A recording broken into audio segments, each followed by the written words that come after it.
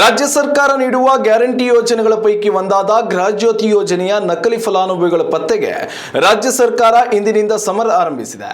ESCOM ಇಲಾಖೆಯ ಸಿಬ್ಬಂದಿ ಇಂದಿನಿಂದ ರಾಜ್ಯದ ಪ್ರತಿ ಮನೆಗೂ ಭೇಟಿ ನೀಡಲಿದ್ದು, ಗೃಹಜ್ಯೋತಿ ಯೋಜನೆ ಮುಂದುವರಿಸಬೇಕೇ ಬೇಡವೇ ಎಂದು ನಿರ್ಧರಿಸಲಿದ್ದಾರೆ. ಈ ಸಂದರ್ಭದಲ್ಲಿ ಎಸ್ಕಾಂ ಸಿಬ್ಬಂದಿಗೆ ಮನೆಯ ಸದಸ್ಯರು ಕೆಲ ಅಗತ್ಯ ದಾಖಲೆಗಳನ್ನು ಸಲ್ಲಿಕೆ ಮಾಡುವುದು ಕಡ್ಡಾಯವಾಗಿರಲಿದೆ. ಎಸ್ಕಾಂ ಸಿಬ್ಬಂದಿ ಮೊಬೈಲ್ ಆಪ್ ಹಾಗೂ ಘೋಷಣಾ ಪತ್ರಗಳ ಮುಖೇನ ಅರ್ಜಿ ಭರ್ತಿ ಮಾಡಿಕೊಳ್ಳಲಿದ್ದಾರೆ. ಈ ವೇಳೆ ಮನೆಯ ಯಜಮಾನರು ಪಾಸ್ಪೋರ್ಟ್ ಅಳತೆಯ ಭಾವಚಿತ್ರ, ವೋಟರ್ ಐಡಿ, ಆಧಾರ್ ಕಾರ್ಡ್ ಪ್ರತಿ, ರೇಷನ್ ಕಾರ್ಡ್, ಜಾತಿ ಪ್ರಮಾಣ ಪತ್ರ ಹಾಗೂ ಅಗತ್ಯ ಬಿದ್ದಲ್ಲಿ ಬಾಡಿಗೆ ಒಪ್ಪಂದದ ಪತ್ರಗಳನ್ನು ತೋರಿಸುವುದು ಕಡ್ಡಾಯವಾಗಿದೆ. ಎಸ್ಕಾಂ ಸಿಬ್ಬಂದಿ ಮನೆಗೆ ಭೇಟಿ ನೀಡುವ ಸಂದರ್ಭದಲ್ಲಿ ಈ ಅಗತ್ಯ ದಾಖಲೆಗಳನ್ನು ರೆಡಿ ಮಾಡಿ ಇಟ್ಟುಕೊಳ್ಳುವಂತೆ ಇಂಧನ ಇಲಾಖೆ ರಾಜ್ಯದ ಜನತೆಯಲ್ಲಿ ಮನವಿ ಮಾಡಿದೆ.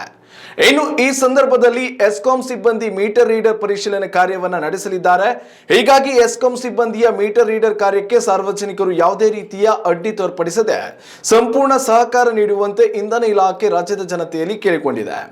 ಗೃಹಜ್ಯೋತಿ ಯೋಜನೆಯು ಕೇವಲ ಗೃಹ ಬಳಕೆಯ ವಿದ್ಯುತ್ಗೆ ಮಾತ್ರ ಅನ್ವಯಿಸುತ್ತಿರುವ ಹಿನ್ನೆಲೆಯಲ್ಲಿ ಮೀಟರ್ ರೀಡಿಂಗ್ ಮೂಲಕ ವಾಣಿಜ್ಯ ಉದ್ದೇಶಕ್ಕೆ ಕರೆಂಟ್ ಬಳಕೆಯಾಗುತ್ತಿದೆಯೇ ಇಲ್ಲವೇ ಎಂಬುದನ್ನು ಎಸ್ಕಾಂ ಸಿಬ್ಬಂದಿ ಪರಿಶೀಲನೆ ನಡೆಸಲಿದ್ದಾರೆ. ಹೀಗಾಗಿ ಗೃಹಜ್ಯೋತಿ ಯೋಜನೆಯ ನಕಲಿ ಫಲಾನುಭವಿಗಳಿಗೆ ಸಂಕಷ್ಟ ಎದುರಾಗಿದೆ.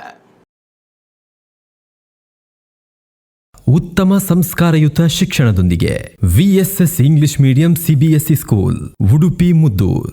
ನರ್ಸರಿಯಿಂದ 10ನೇ ತರಗತಿವರೆಗೆ ಶಿಕ್ಷಣದ ಜೊತೆಗೆ 5ರಿಂದ 10ನೇ ತರಗತಿವರೆಗಿನ ವಿದ್ಯಾರ್ಥಿನಿಯರಿಗೆ ಉತ್ತಮ ಹಾಸ್ಟೆಲ್ ಸೌಲಭ್ಯವೂ ಇದೆ. ನಿಮ್ಮ ಮಕ್ಕಳ ಪ್ರವೇಶಾತಿಗಾಗಿ ಈ ಸಂಖ್ಯೆಗೆ ಕರೆ ಮಾಡಿ.